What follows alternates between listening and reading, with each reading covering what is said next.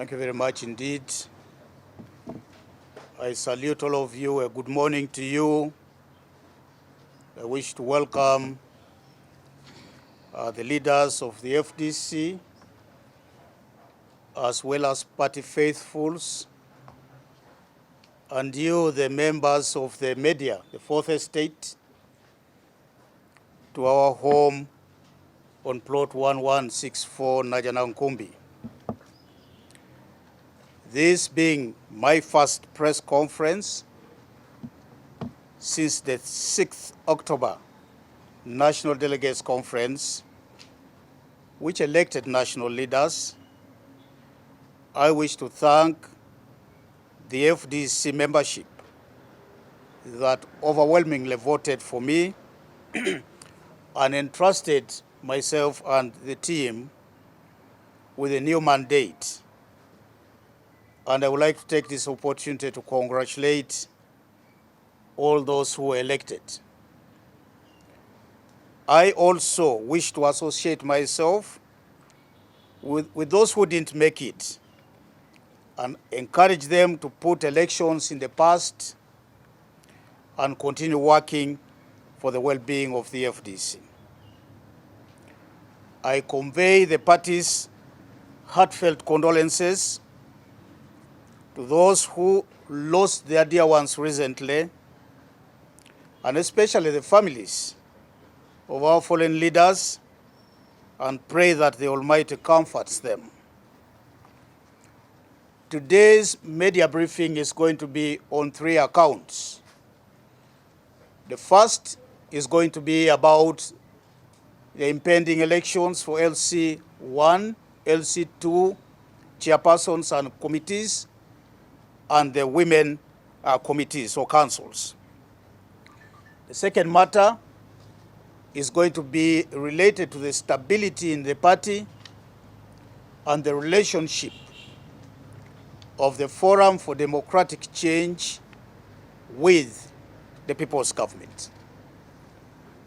The third, and certainly not the least, is going to be on our plans going forward. What are we as the new leadership going to be presenting to the FDC and to the country in as far as our agenda for the next 1 year is concerned? We have been closely monitoring the actions of the National Electoral Commission in relation to the preparation for the long overdue elections for LC1, LC2, and women councils. And we feel compelled to address several alarming concerns and developments. As the country would know, initially, the Electoral Commission cited lack of funds as a reason for not organizing the elections in time. However, after several postponements, they subsequently released what appeared to be a roadmap for the elections, only later to backtrack and claim it was an internal document released in error. And you know, we are talking about a National Electoral Commission that is entrusted with the responsibility of conducting free, fair, and credible elections, coming to tell the country that an internal document was issued in error. That will tell you about what kind of electoral commission we are dealing with. To us, it looks like the National Electoral Commission may be engaged in games meant to take political parties in the opposition by surprise in order to favor the ruling NRM party. The purpose of these maneuvers, in our view, appears to be aimed at creating confusion and disarray within the opposition political parties and making it difficult for us to adequately prepare for the elections. There is a real risk that the Electoral Commission intends to hold these elections as a surprise when it suits the ruling party's interest, as they have done before. In addition, we also have intelligence information that the NRM wants to exploit the parish development model, commonly known as PDM, to distribute money to voters during these and other elections. And this is going to continue until the election of 2026 in our from our informed sources. As we speak now, the NRM leaders are moving across the country, discriminately distributing money under the guise of the parish development model, some of which will certainly end up in the campaigns. We wish to issue a stern warning that attempts to use any government programs for the purpose of political expedience will lead to failure of those programs and the undermining of democracy. This will to Ugandans seeking other means of bringing change to their country. In light of these concerns, we call upon the Electoral Commission to immediately release a clear and unambiguous roadmap for these elections. We urge the Electoral Commission to desist from playing ping pong and to provide a level playing field for all political parties and candidates. On a decision of the National Executive Committee to recall the resolution that created the People's Government. After a period of reflection and thorough internal discussions, the FDC National Executive Committee reached a consensus to recall the resolution that established the People's Government. With immediate effect, therefore, the FDC will no longer participate in any activities associated with the People's Government. This may only resume when the conflict between the two is resolved.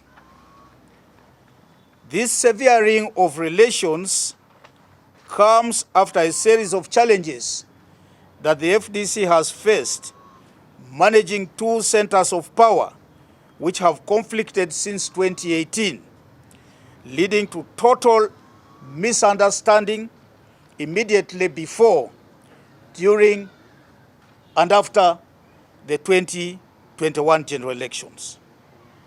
Our party has experienced internal conflicts accompanied by allegations and counter-accusations that have contributed to considerable turmoil within our ranks, with resultant negative publicity of the party in the media. Regrettably, some members of the Forum for Democratic Change have chosen to adopt a hostile stance against their own party in complete contravention of Article 12 of the party constitution. They have, for example, continued to posture as the legitimate leaders of the party, which matter was settled on the 6th October National Delegates Conference with the election and swearing in of new leaders. They continue to issue illegal notices using FDC-headed paper, use party symbols, slogans, and colors, and continue to brand themselves as such, and have also abused party documents during unauthorized meetings. The party is now prepared to take disciplinary action through a well-constituted committee on discipline against these errant members, and we strongly urge them to cease presenting themselves as FDC leaders. And for your information, the Committee on Discipline is headed by one of the vice chairpersons, and specifically the Honorable Robert Franco Centenary, Vice Chairperson coming from the West. And this committee also has in place the Secretary for Mobilization, the Legal Secretary, and a member of a committee that is supposed to conduct election dispute, supposed to listen to election dispute, that is the election tribunal. We also call on our members to shun these individuals who choose to masquerade as interim or factional leaders in order to cause a split in the party for their own selfish interest. We would also like to sound a warning to our members that the FDC leadership is not going to tolerate double loyalty or divided loyalty for that matter. And so our members have got a choice to belong here where the FDC is led and where the authority of the FDC resides, or to go elsewhere where they feel comfortable.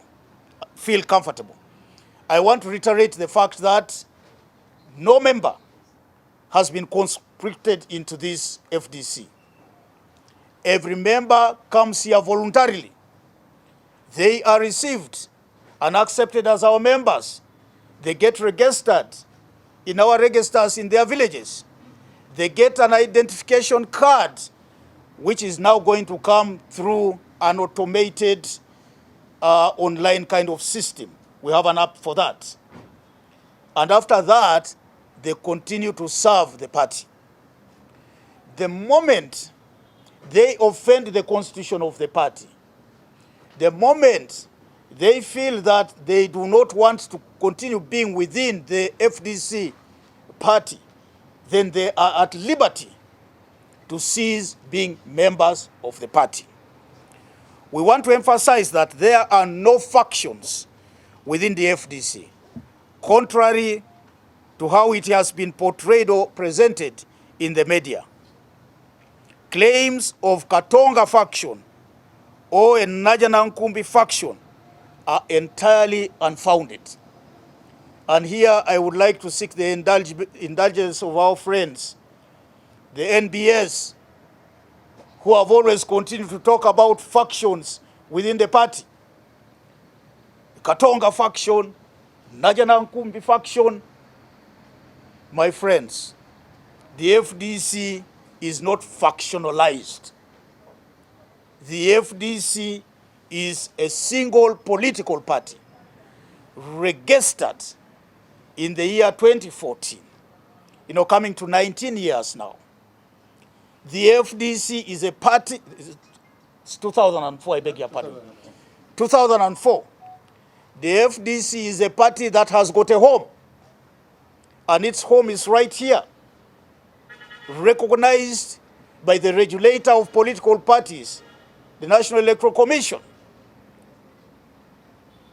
under whose authority we have filed a list of leaders. So whatever Lukwago and Ssemujju are doing elsewhere is merely for contentment, it's merely for self-satisfaction, but also serves the purpose of deceiving the public, duping and the unsuspecting public, something that we are going to resist as the FDC. And therefore, I want to emphasize the fact that there is only one FDC, and it's crucial that the media immediately cease perpetuating this misrepresentation. This is to you, our friends in the media. For you to be believed, you have got to be accurate in your reporting, because the public also assesses you. You should not be oblivious of the fact that the public knows what is happening. And therefore, they are going to evaluate the kind of news that you churn and bring out. And so our appeal to the media fraternity is to represent us us as the FDC as accurately as possible. However, with the guiding principles in the party constitution, and I'm citing chapter 8 that relates to peaceful resolution of conflict, we continue to extend an olive branch to the FDC members out there. This, however, applies to only those holding corporate or life membership and those who are up to date with their membership. Some of these people talking from outside here actually are not members of the FDC. If you went to the register in their village, you won't find their names. So for us, we have no business with such people. Our business is restricted to those who are members, corporate members, life members, those who are up to date with their membership. Those are the people with whom we are going to communicate. Those others who do not belong to us, we have no responsibility for them. All we are asking them to do is to be decent enough and not misrepresent the FDC as a party, because they do not have authority to do that. For those whose membership expires every year and have not renewed it by registering in their villages, in their village registers, they can only be supporters and sympathizers and not members, and accordingly are at liberty to decide whether they want to regain membership of the party or not, whether they would like to form their own entities, whether they would like to belong to other political parties, whether they want to form new political formations or parties, is their own business, not ours. All that we are asking for now is for them all to stop masquerading as FDC leaders. We wish to clarify that during the delegates conference held on October 6th, 2023, a new National Executive Committee was democratically elected and sworn in.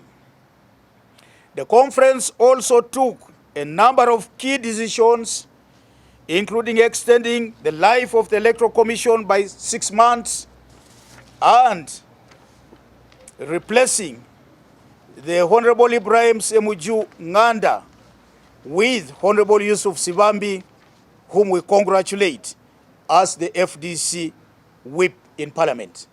And this has taken effect. We are still waiting for the so-called interim Secretary General, Mr. Harold Kaija, to write a letter rescinding that decision. And then you will know where our power lies. Yes, you will know where power lies. That has not happened for weeks now. The Honorable Sibambi has settled in his chair and is conducting business in accordance with the aspirations of the FDC leaders. And we are quite happy with what he is doing. On the last matter, the FDC focus areas for the year 2023-2024. That is in the next 1 year. What do we intend to do as a political organization? With the new leader in place, of course, we continue to be aware of the fact that there is a huge task ahead of us. We have got a responsibility to facelift this party, bring harmony within the party in order to enable the party to regain its glory in the political landscape of this country. As the new team, we mean business from the very start of our 5-year tenure, and will soon be heading out in the field. Our trajectory is going to be to complete unfinished business from the last term. And one of the key issues that was in my own promises to the FDC that remains undone is the redevelopment of these premises. We are going to be commencing with the redevelopment of the Najanankumbi headquarters, and to this end, we would like to call on common Ugandans, we would like to call on well-wishers, we would like to call on our members to put their hands together to ensure that this dream of having the Blue House started comes true within the next 1 year. These are our focus areas for the first year of our term in office. Number 1 is elections for special interest groups and in districts that never participated in the just concluded internal elections as per the decision of the last National Delegates Conference. There are a handful of districts that we need to reach out to so that they may constitute their leadership from the grassroots all the way to the district level. Of course, regrettably, they were unable to participate in the just concluded elections of the National Executive Committee for no fault of the leadership, but because of some of our friends who made it their business to spew discontent within the party. In doing this, we are going to put on top of our agenda the reconciliation agenda. And as I stated earlier in this statement, we extend an olive branch to each and every member of this party, to those who are sympathizers, who were merely misinformed. This is going to be an opportunity for you to come back to the fold. Secondly, we are going to organize our capacity and strengthen it by developing the organizational capacity assessment tool based on our parameters.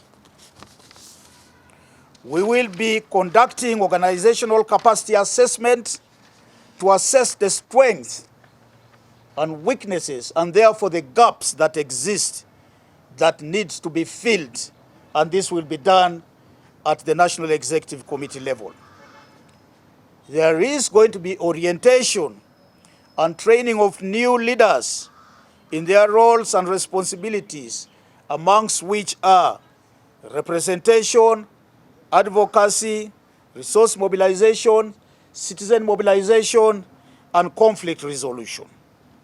Number 3, and this is very key in our work, resources. We are going to spend an awful lot of time mobilizing resources through updating our fundraising strategy, identifying and profiling funding opportunities, both traditional ones and new ones.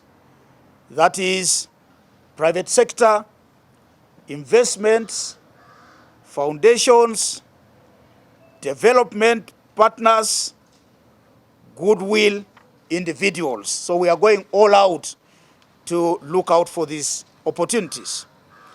Make courtesy missions to our traditional partners, make courtesy calls to new partners, discussing and proposing and updating internal resource mobilization mechanisms, and training of fundraising committees in resource mobilization.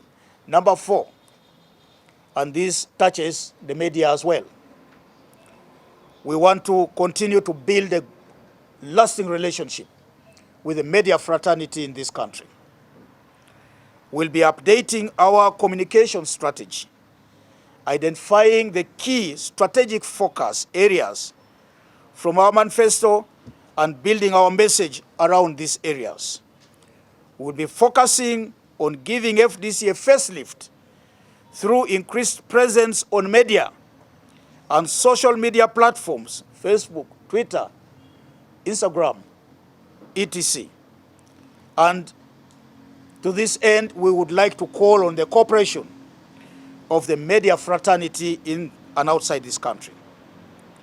We'll be participating and engaging in national and regional debates, and we'll be building capacity, empowering national, regional spokespersons to champion our cause in as far as this area is concerned. Number 5, membership and mobilization strategy. The FDC will develop a draft roadmap, a national, regional, district membership mobilization program. This will involve going out to the regions and to the districts to ensure that we mobilize right-thinking Ugandans to join the FDC. We'll update our membership registers and develop a digital database. And for the information of the country, the FDC has already developed an app that we are going to be launching very soon, where we have transited from what we want to call analog to digital registration of our members. And so all that it takes for a person who is aspiring to become a member of the FDC is to access that app, register through that app, pay up through that app, get a registration card, a registration card through that app, and it will also be possible to print that card from wherever you are, within the country or outside the country. And I am proud to say that FDC is taking a lead in this. All the other political parties in this country are paper political parties. They are analog political parties. And therefore, they have got a lot to learn from us. We want to invite the NRM, NUP, and all the other political parties to come and learn from our example that we are pioneering as the only political party, not in the opposition alone, but even, overtaking the one that is in power, that has remained a primitive political party and using primitive methods of conducting their business. Of course, we are alive to the fact that there is going to be an election in 2026 if nothing significant happens. And I have specifically said that because something significant could happen that would cause change in this country before the election of 2026. Mark my words. But if this doesn't happen, then we also have got our plans to participate in the elections. And therefore, we are going to develop a strategy to increase FDC elected leaders at all levels in 2026.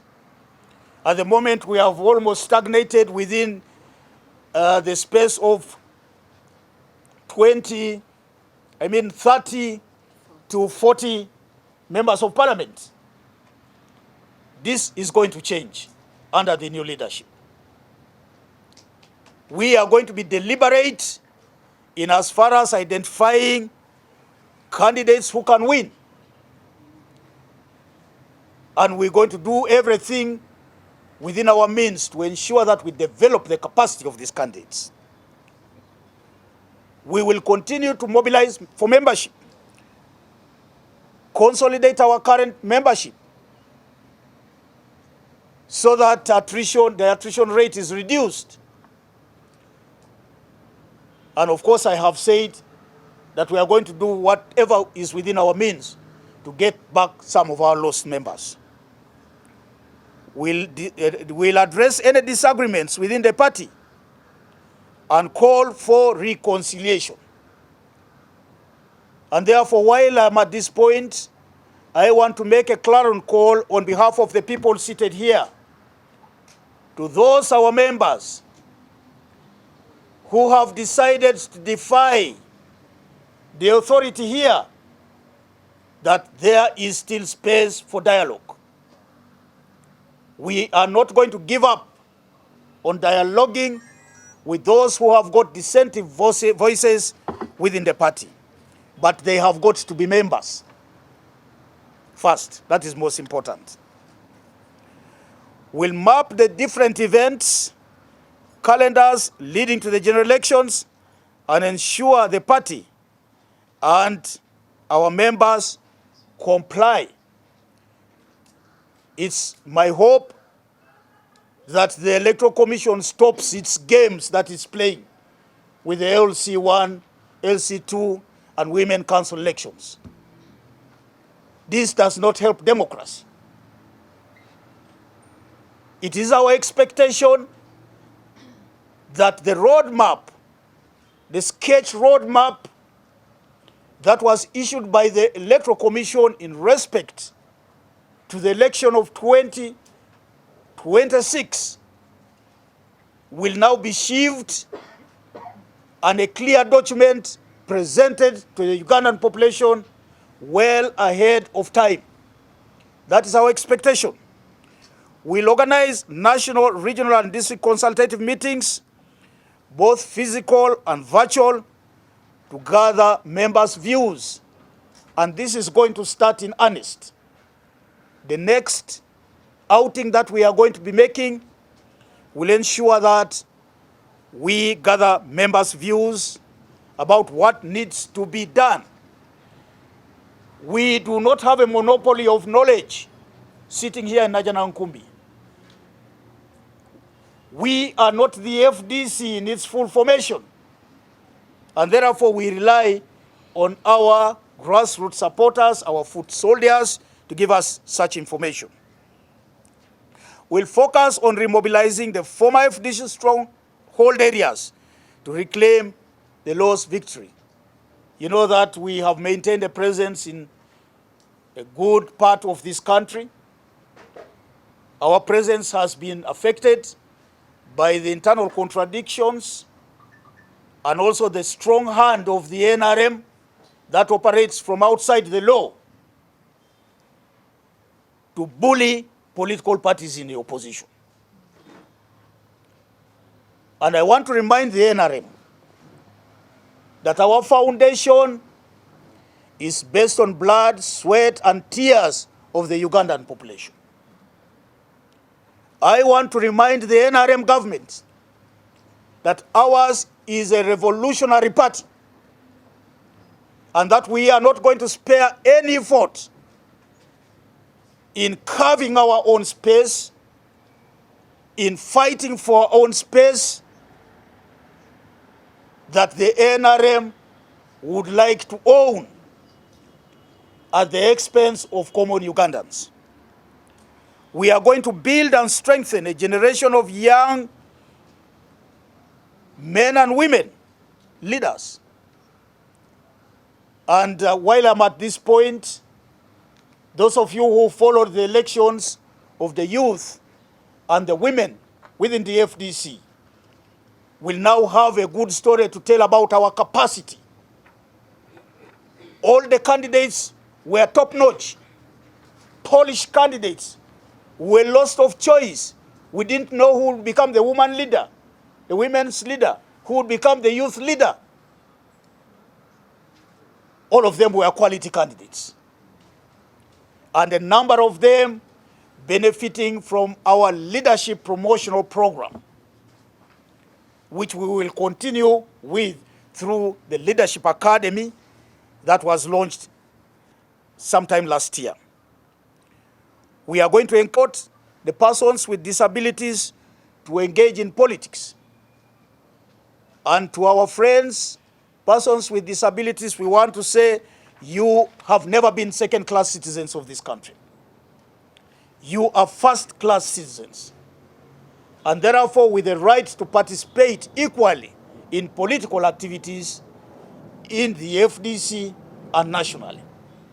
And that is our promise to the persons with disabilities. The above activities, finally, will adequately prepare the party to resume its pursuit of freedom of our motherland at the start of our second year in office. Once all this is done in the first year, then we will be announcing to you our program, which will not be limited to just politicking. We are going to invoke other means provided for within the Constitution of Uganda to ensure that we bring change to this country. Thank you very much.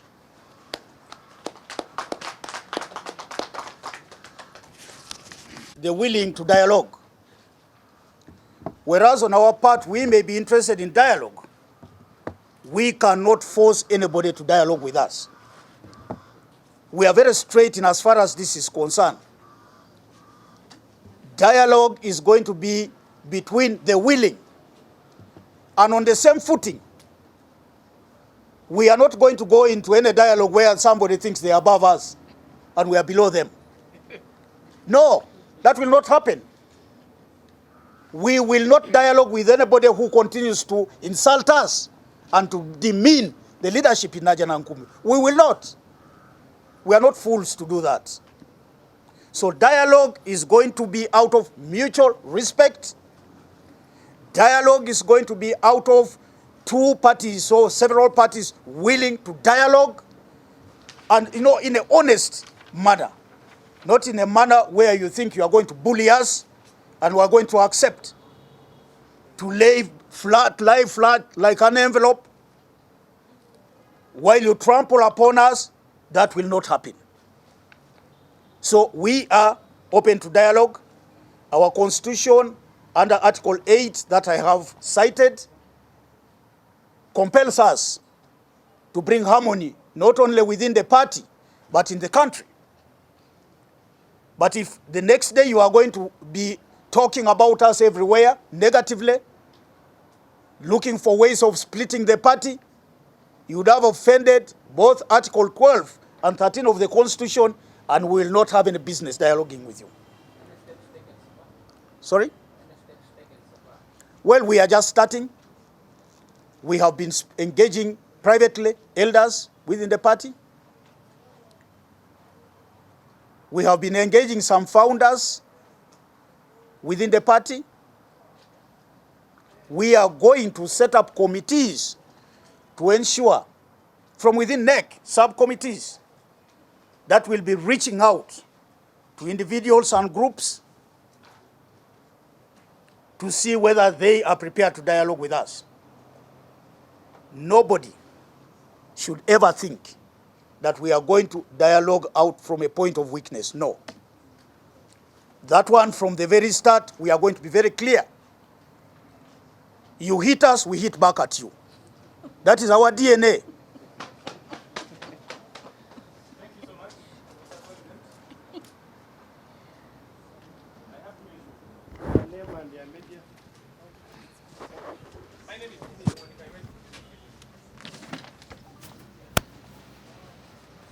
number one.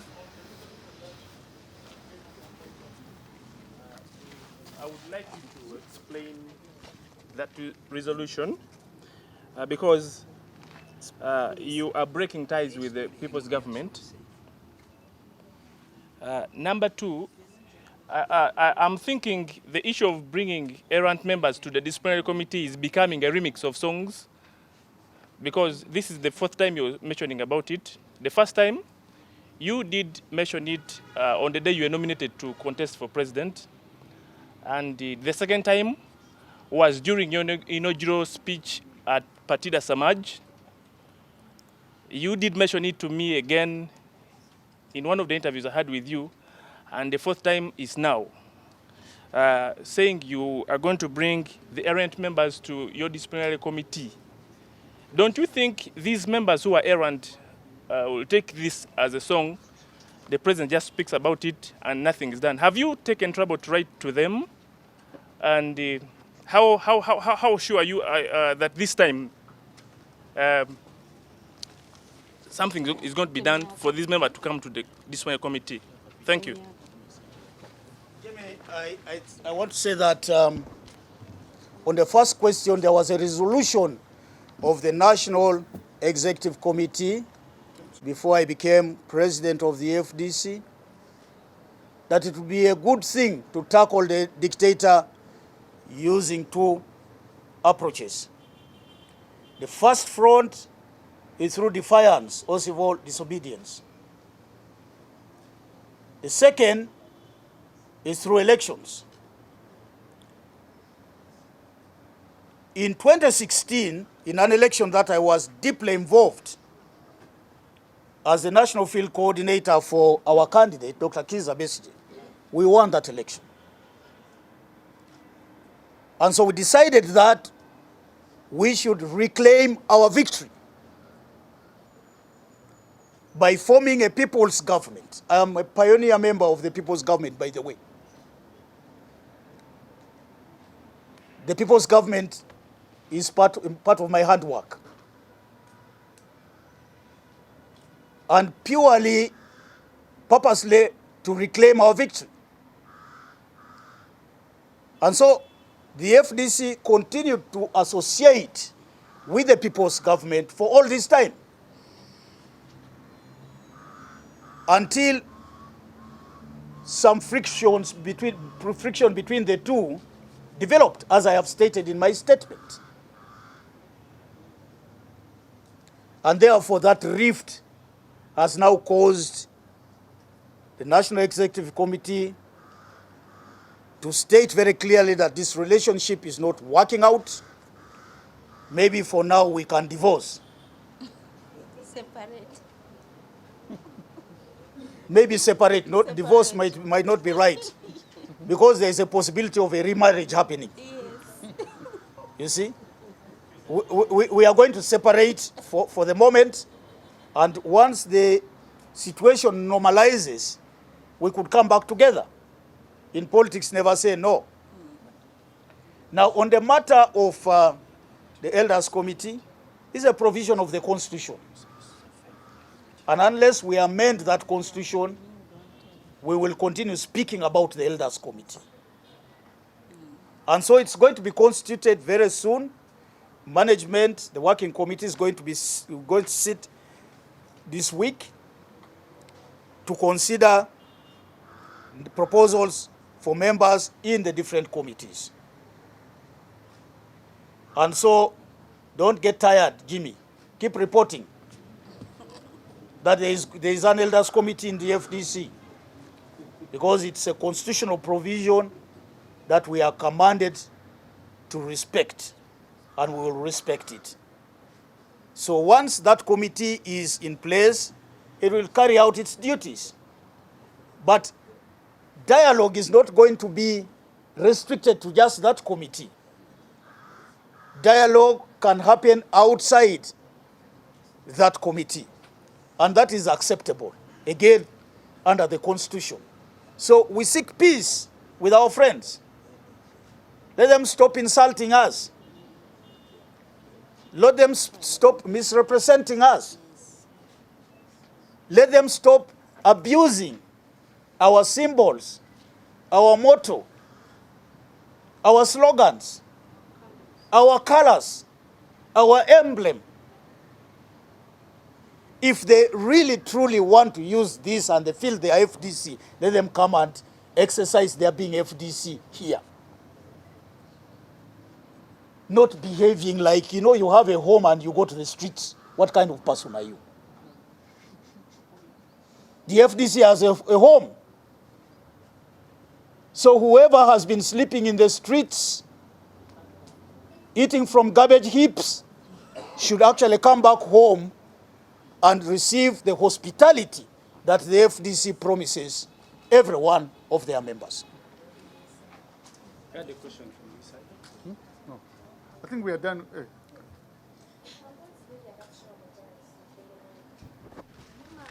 Stop those people from using the party symbols and the name. So how far? What is We have started. This is the beginning point. After this press conference is partly to sound a warning to whoever is doing this, that gesture is unwelcome and will not be accepted. Going forward, we shall observe what they do, and then we will inform you about our next course of action. we are not short of cards to play. And we'll be playing them as and when the necessity arises. Of course, we still hold our MasterCard very close to our chest. See, we need to define whom we are talking to. As far as I'm concerned, Elias Lukwago is not a member of the FDC. He's not, because I've checked with the register where he resides from his village, and he does not qualify to be a member of the FDC. And together with him, all those people that he leads, with the exception of those who hold life membership, who have got corporate membership, that lasts very long period of time. In fact, life membership is provided for in the Constitution, and whatever quarrels we have with somebody, unless they revoke that life membership, they continue to be members of the party, unless they offend the Constitution of the FDC. So we want to sheave those that we are going to be talking with to confirm whether we are talking to the right people. We are not going to waste time with non-members. That one, take it from us. We are not going to spend time talking to people, you know, bringing them. In fact, in any case, we would not be doing the right thing to bring them to the disciplinary committee, because the disciplinary committee is reserved for only members. I can't go for somebody from NUP and bring him to the disciplinary committee of the FDC. I would be out of my mind. Neither can I go to NRM or go to UPC, bring UPC people to the disciplinary committee. The disciplinary committee is only reserved for members of the FDC. And it's those that we are going to deal with. The others who want to continue misrepresenting us, I have told you, we are not short of cards to play on this matter. And we shall play them as and when the need arises. Thank you, ladies and gentlemen.